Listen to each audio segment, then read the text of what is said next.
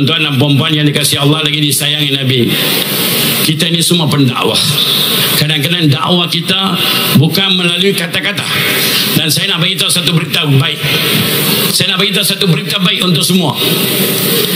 Selalunya perkimpunan ada juga statistik. Selalunya orang masuk Islam di Malaysia kenapa? Siapa boleh jawab? Selalunya orang masuk Islam kenapa di Malaysia? Tolong boleh siapa jawab? Kahwin. Oh dia. Saya pun bermati-matian ingat kahwin. Saya buat statistik 10 tahun. Kenapa non-Muslim peluk Islam di IPSI? Dalam hati saya buruk sangka. Saya kata ini mesti kahwin. Rupa-rupanya peratusan masuk Islam dalam 10 tahun hanya 17% saja kena kahwin. Tetapi jumlah peratusan yang terbesar masuk Islam, Ustaz Farandi, Ustaz, 59% masuk Islam kerana pergaulan mereka dengan orang Melayu.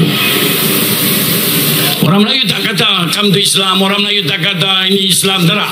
Tapi akhlak orang Melayu yang mereka tidak sedari telah menambat hati ramai non-Muslim, terutama sekali dari Sabah dan Sarawak.